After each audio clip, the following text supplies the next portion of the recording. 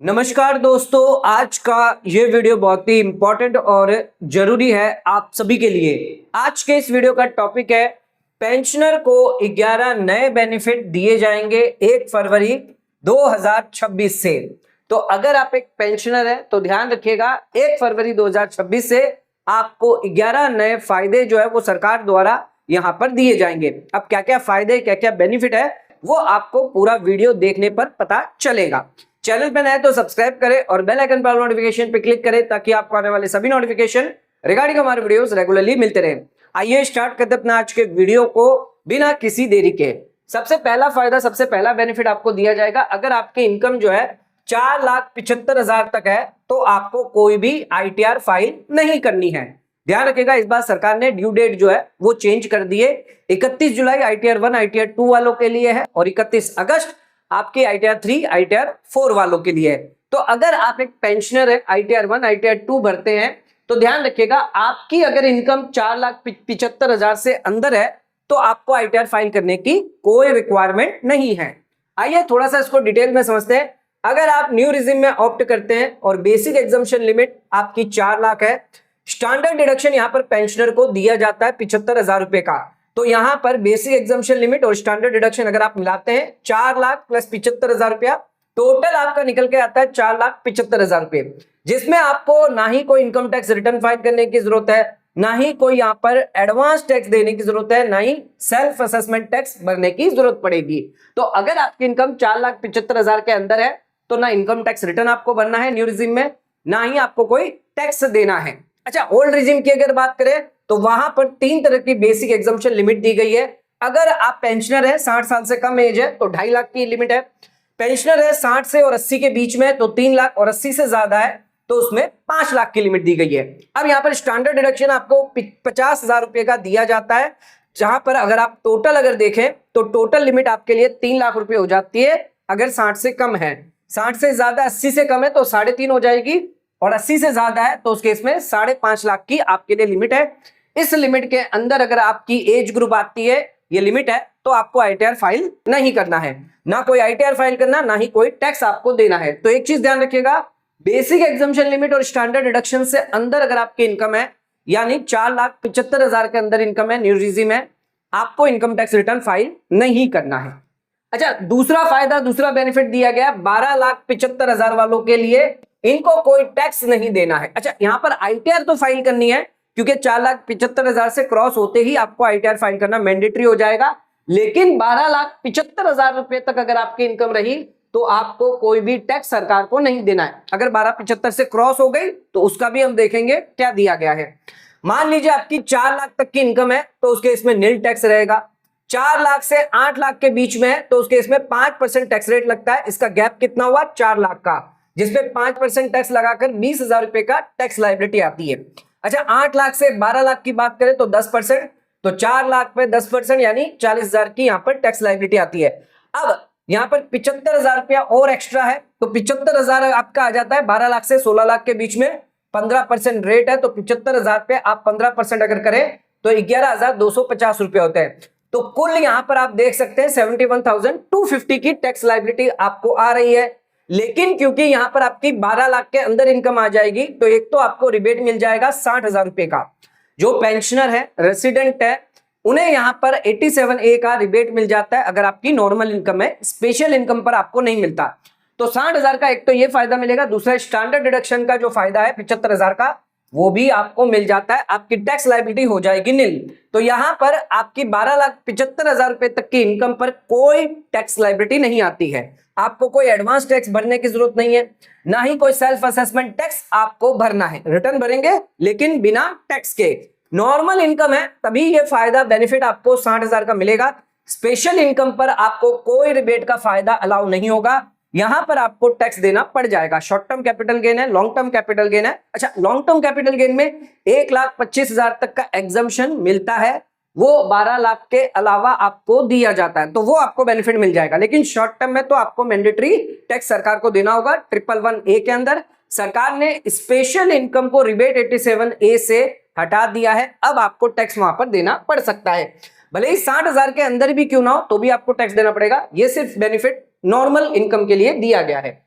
तीसरा फायदा है, अगर आपकी इनकम 12,75,000 से थोड़ी क्रॉस हो जाती है तो आपको मार्जिनल रिलीफ का भी बेनिफिट मिलेगा। अब यहां पर हमने जो है वो अलग अलग लेवल जो है वो यहां पर लिए हैं। मान लीजिए आपकी पेंशन इनकम 12,75,000 है, उससे ज्यादा 12,80,000, 12,90,000, 13,00,000, 13,25,000, 13,50,000। तो इस केस में आपको मार्जिनल रिलीफ का बेनिफिट कब तक मिलेगा, कहां तक मिलेगा, ये थोड़ा सा समझते हैं एग्जांपल से। अच्छा, जो भी पेंशन इनकम है वहां पर आपको स्टैंडर्ड डिडक्शन कम कर लेना है, तो 75,000 सभी में आपको कम करना है। अब आपकी नेट पेंशन इनकम कितनी निकल कर आई, पहले केस में 12 लाख, फिर 12,05,000, फिर 12,15,000, 12,25,000, 12,50,000 और 12,75,000। अब ध्यान रखिएगा 12 लाख तक आपका टैक्स कितना होता है, 60,000 रुपया, तो ये हम लिख लेते हैं 60,000 रुपया। अच्छा, 12 लाख से ऊपर अगर आपकी इनकम है तो कितना टैक्स आ जाएगा, तो यहां पर तो आपकी 12 लाख है तो टैक्स यहां पर जीरो होगा, 12 लाख से ऊपर नहीं है तो 60,000 का मैक्सिमम टैक्स है। अच्छा, 12 लाख तक 60,000 है, 5,000 पे आपको 15% लग जाएगा, 12 लाख से ऊपर है तो 15% टैक्स रेट है, 750 का टैक्स बन जाता है। 15,000 एक्स्ट्रा इनकम है जिसपे 2,250 का टैक्स आ गया। अच्छा, 25,000 पे आपको 3,750, 50,000 पे 7,500 और 75,000 अगर आपकी एक्स्ट्रा इनकम है उस पे आपको 11,250 का टैक्स है। टोटल कुल टैक्स आप निकाल लीजिए, 60,000 यहां हो गया, 60,750, 62,250, 63,750, 67,500 और 71,250, ये हो गया आपका टोटल टैक्स। तो ये टोटल टैक्स आपको देखना है। ये टोटल टैक्स में अब आपको ये एक चीज देखनी है कि कितनी इनकम आपकी बढ़ी है।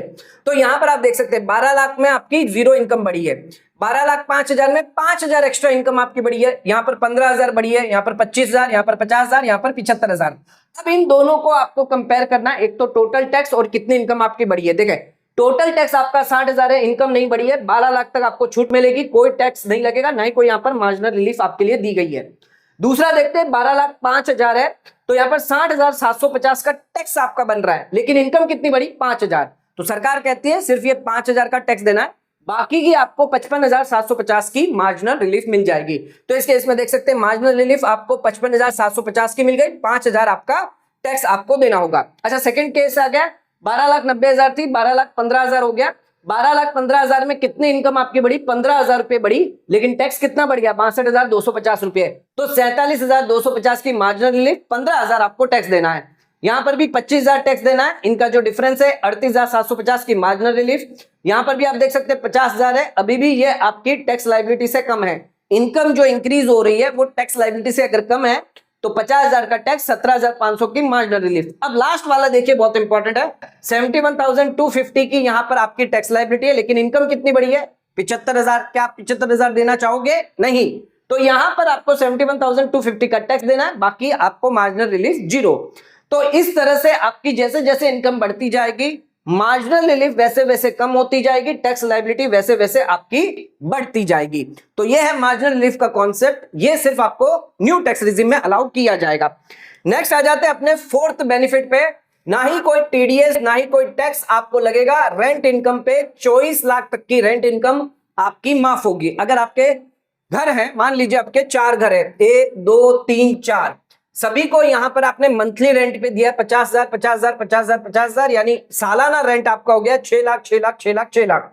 अब यहां पर ना ही आपका 50,000 से ज्यादा है और 6 लाख से ज्यादा है, तो इस केस में यहां पर हर एक टेनेंट जो है जिसको आपने 50,000 के अंदर दिया है, 6 लाख के अंदर है, तो कोई भी आपका जो है वो टीडीएस डिडक्ट नहीं करेगा। एक तो ये फायदा हो गया। तो यहां पर टोटल कितना हुआ, पूरे साल में 2 लाख रुपए का रेंट और 24 लाख रुपए की आपकी टोटल रेंट इनकम हो गई। अब 30% यहां पर स्टैंडर्ड डिडक्शन कम कर देते हैं, रेंट पे आपको 30% फ्लैट डिडक्शन मिल जाता है। 1,80,000 हमने यहां पर कम कर दिया, 7,20,000 ये हो गया। अब रेंट आपका टैक्सेबल कितना है, 4,20,000 रुपया है, सभी में निकल के 16,80,000 टोटल आ गया।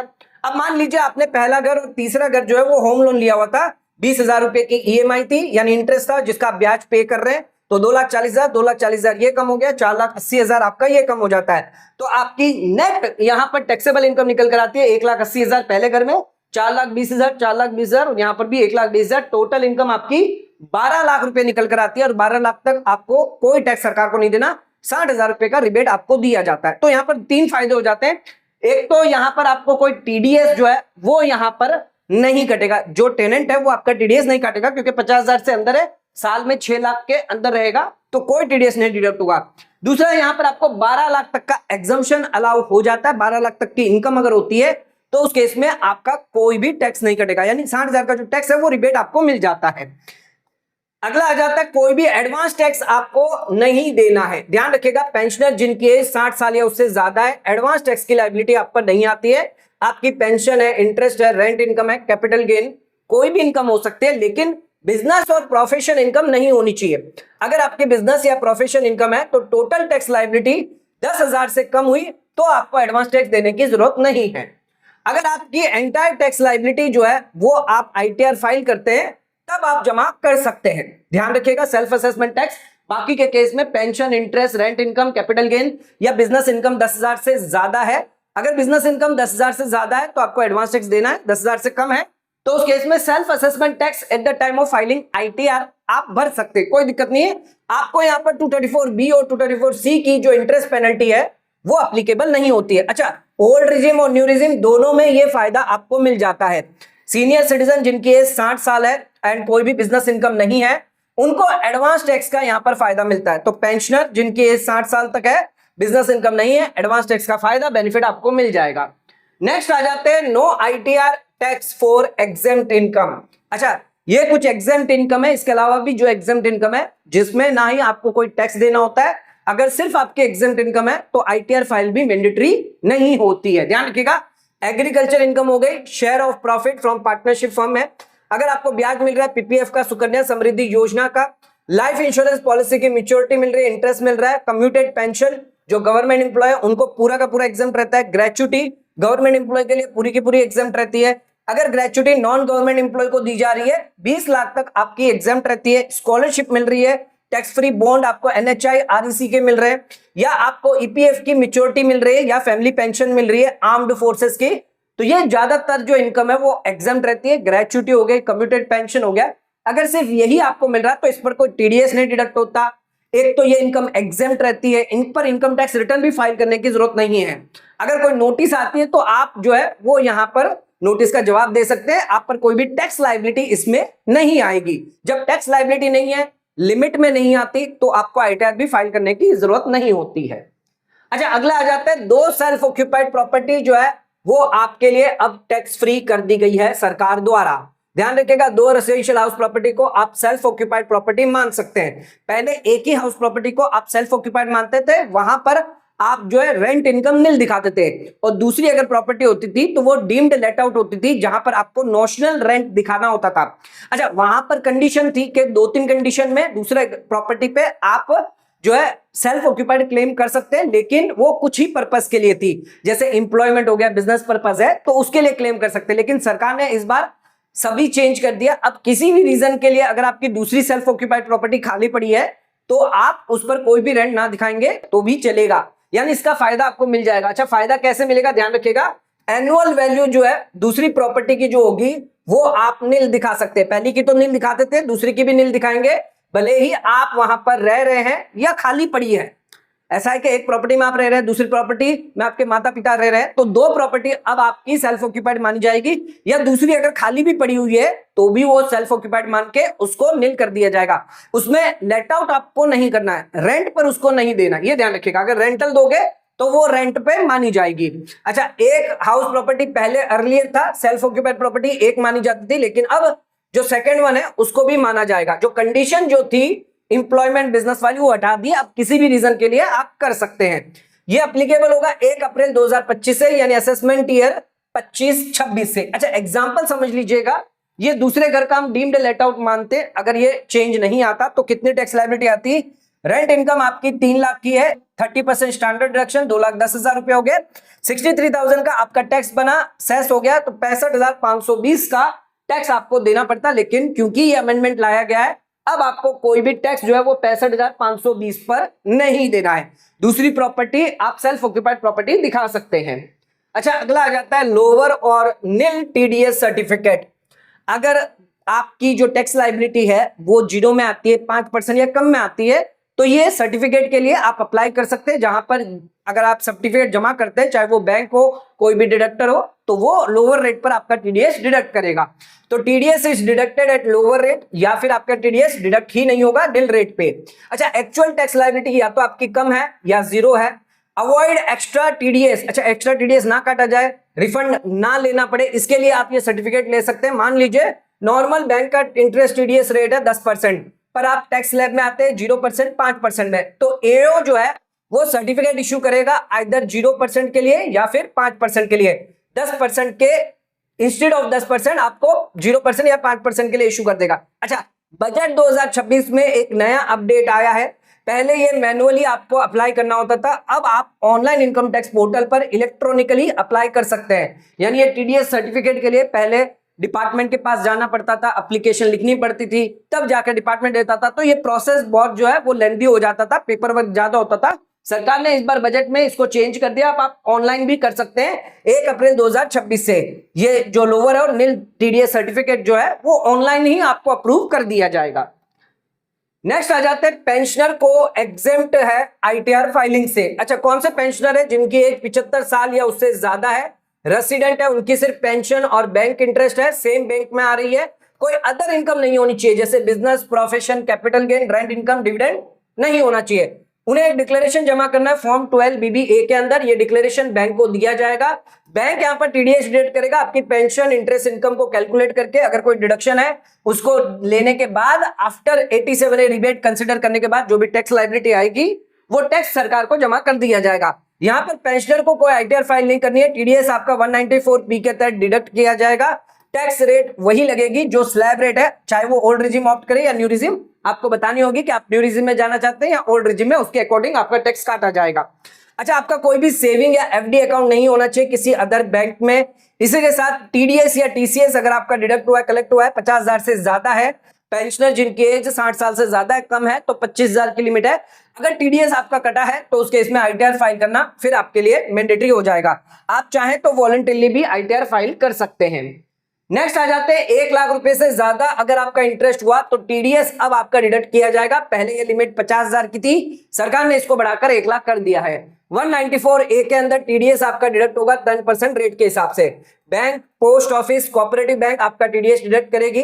फिक्स डिपॉजिट पर कर सकती है, आरडी पे, सीनियर सिटीजन सेविंग स्कीम, जो भी स्कीम जहां पर टीडीएस एप्लीकेबल है उसमें करेगी। थ्रेशोल्ड लिमिट यहां पर दी गई है, बिलो 60 के है तो उस केस में 50,000 की लिमिट है, और 60 से ज्यादा है तो 1 लाख की लिमिट है। अच्छा, ये लिमिट हर एक बैंक, पोस्ट ऑफिस और हर एक कोऑपरेटिव बैंक के लिए रहेगी, ध्यान रखिएगा। इंटरेस्ट मान लीजिए 1,60,000 पूरे साल में आपको मिला है, उसमें टीडीएस जो 10% यानी 16,000 जो है वो काट के सरकार को जमा किया जाएगा। बाकी का जो पैसा है वो आपको क्रेडिट कर दिया जाएगा। तो ये 16,000 वापस अगर आपको लेने हैं तो आईटीआर फाइल करना फिर आपके लिए मैंडेटरी होता है। अच्छा, अगर आपका इंटरेस्ट जो वो 1 लाख या 50,000 से ज्यादा है तो उस केस में आप फॉर्म 15G 15H जमा कर सकते हैं। इसके लिए भी नई लिमिट लेकर आई है सरकार। अच्छा, फॉर्म 15G किसके लिए है? पेंशनर जिनकी एज 60 से कम है। 15H किसके लिए? पेंशनर जिसकी एज 60 से ज्यादा है, पेंशनर रेसिडेंट होना चाहिए, टोटल टैक्स लायबिलिटी आपकी नील होनी चाहिए, टोटल टैक्सेबल इनकम भी आपकी टैक्स में नहीं आनी चाहिए आफ्टर डिडक्शन। ईच बैंक और ईच पोस्ट ऑफिस को ये फॉर्म आप जमा कर सकते हैं। 1 अप्रैल को आपको करना होता है। अगर आपका छूट चुका है तो बाद में भी आप पूरे साल में कभी भी कर सकते हैं। टीडीएस यहां पर आपका डिडक्ट नहीं करेगी बैंक, पोस्ट ऑफिस अगर 50,000 या 1 लाख से ज्यादा का ब्याज आपको दिया जा रहा है। अगर टीडीएस डिडक्ट कर लिया तो उसके इसमें आईटीआर भरना पड़ेगा और रिफंड आपको क्लेम करना पड़ेगा। अच्छा, लिमिट देख लेते हैं। 15G 60 से कम वालों के लिए तो आपको एक तो बेसिक एग्जम्पशन का फायदा मिलता है, स्टैंडर्ड डिडक्शन का फायदा मिलेगा। अच्छा, रिबेट का फायदा आपको नहीं मिलेगा। तो 4,75,000 रुपए तक की इनकम है और ब्याज भी जो आपको मिल रहा है वो उसके अंदर होना चाहिए, तो ही आपको यहाँ पर टैक्स लायबिलिटी निल है। ठीक है, टैक्स लायबिलिटी निल है तो आप ये फॉर्म जमा कर सकते हैं। अगर पेंशनर के 60 से ज्यादा है तो 4 लाख प्लस 75,000 और यहाँ पर 8 लाख रुपए का आपको 87A का रिबेट मिल जाता है, तो 12,75,000 रुपए का फायदा मिलेगा। तो यहां पर आपकी टैक्स लायबिलिटी निल है, तो ये फॉर्म जो है वो आप जमा कर सकते हैं और टीडीएस कटने से बचा सकते हैं। ध्यान रखिएगा, टैक्स लायबिलिटी निल होनी चाहिए।